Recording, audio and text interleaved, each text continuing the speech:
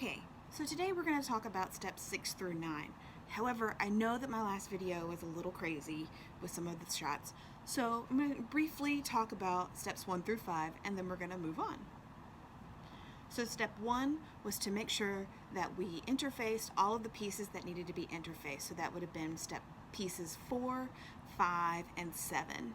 So each one of those, so 7 had 2 pieces that needed to be interfaced, and then pieces 4 and 5 had 1 piece that needed to be interfaced. That was step 1.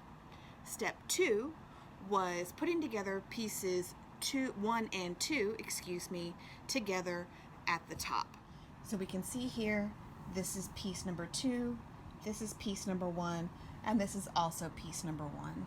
We put them together, matching our seam allowance up here, and then we stitched along that lovely stitching line that was not along the side. We can see how wide our seam allowance is here, so it's right along the side. And then we did a long running stitch down the side, down the center here, so that it held our pleat together. We then put piece number 3, which are these piece underlays, these 2 dudes right here.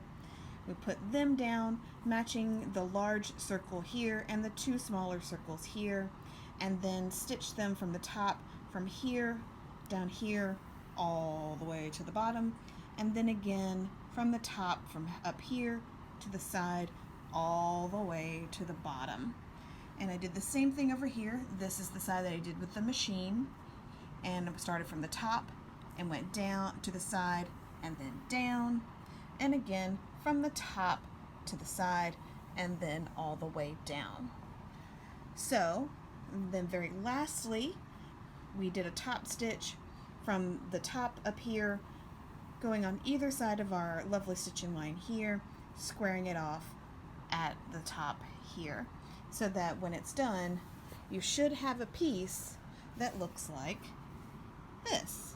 So there's our lovely top stitch piece, and then here is our lovely pleat that we've done. And I removed that long running stitch here so that we can expose the pleat. You can see part of my old thread.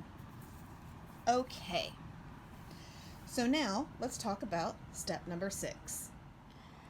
So for step number 6, we're going to need piece number 4. So that's the piece that is shaped like this.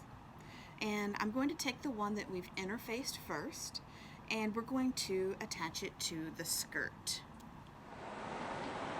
So how we attach it to the skirt, we're going to pin this piece to the right side of our garment. So we're going to put right sides together, and we're going to pin it across the bottom, this edge right here. So let's pin. We're going to make sure that we match up all of our stitch lines so everything is nice.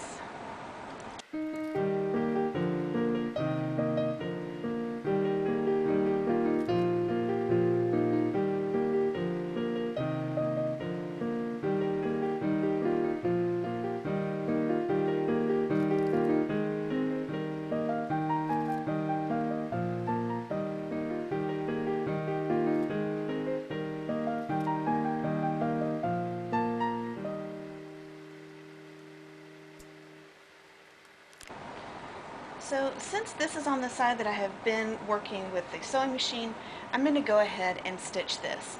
So when you go to stitch this, you're going to start on the outside of your stitch line, because we do want to go through our seam allowance, and we're going to follow our line all the way, and we're going to stop here at our seam. And then we're going to stop, and then we're going to go to the next part, which will be pinning and stitching the next one.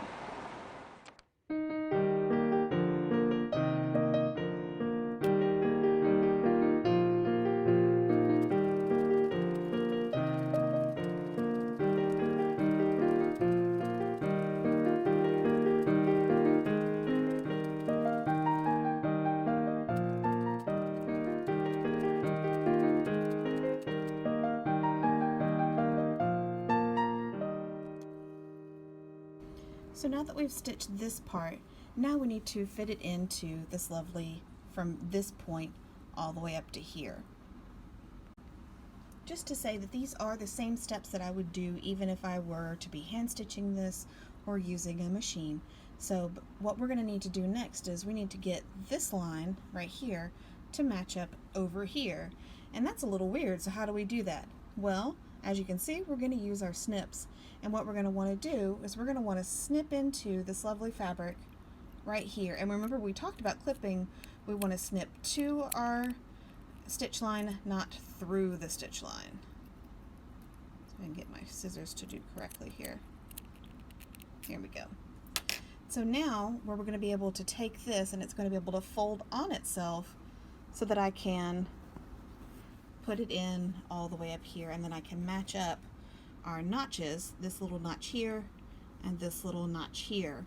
Can match those guys up, and then I'll be able to stitch. And you can see already that it's going to want to fold in half just like this, which is the way we want it to look when it's done. So now I'm going to pin and then I'll stitch it. Okay, so now that I'm all pinned, I'm going to go to the machine and I'm going to stitch from this side, from back here into the seam allowance, all the way down into this point here.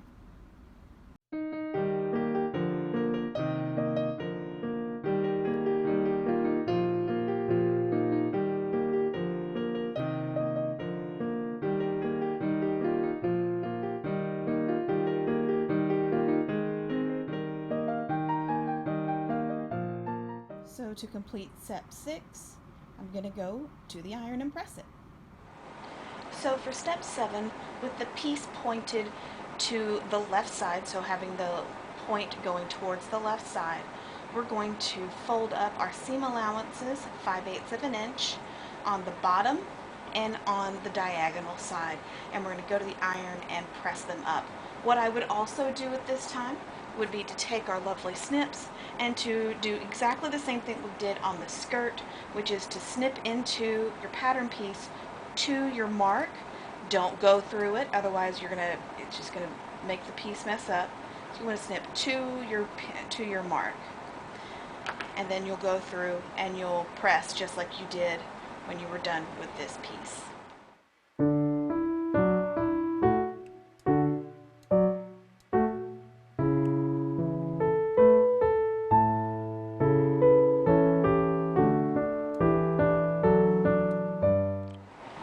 Now that we're all pressed, we're going to take our lovely piece with the point now facing to the right side. We're going to lay it on top of the other piece, like so. And then what I want you to do is we're going to take a needle and thread and we're going to baste up the side or do a nice little running stitch.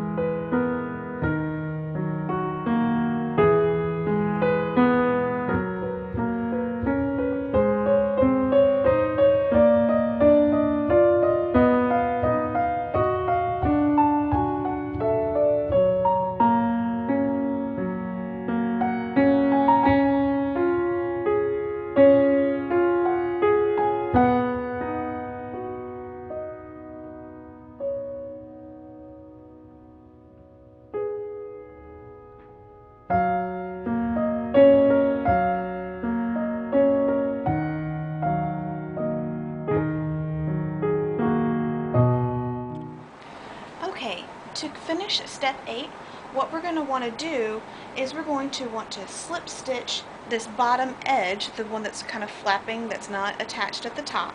We want to slip stitch all of that to this other seam allowance. We don't want to see it all the way through. We just want to go and slip stitch this side here. Remember, the slip stitch is the bunny rabbit stitch, so that's the one where we start with a very small little, go in and up. Got a really long piece of thread here. You can do this with a single thread because your thread that I gave you is glazed, so it does have a little bit of extra strength, so we only have to do a single thread this time, so don't worry about doubling up. So now that we have our anchor point, remember we go underneath the hump, travel down the hump about a thumb width, come up, and then we're going to go into the other piece of fabric. I am attached to this.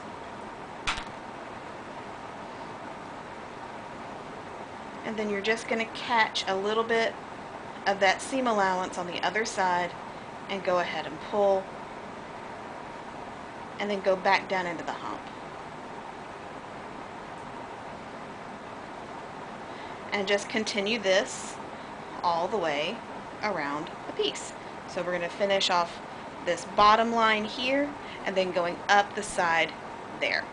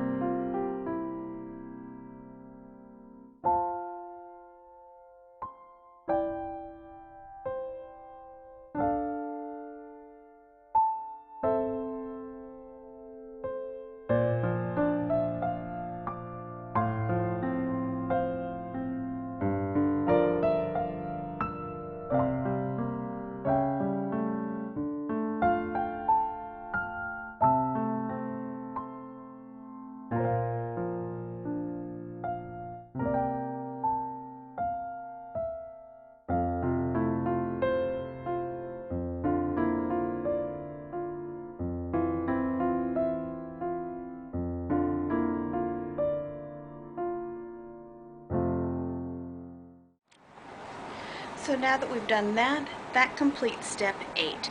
So we've covered the other seam allowance with this piece that we put on top, and we've done a lovely slip stitch along the sides. Now for step 9, we're going to go to the machine and we're going to do a top stitch very similar to what we did on this other guy down here, and we're going to top stitch from along the side of this piece straight down, turn the corner, and go all the way out to the side.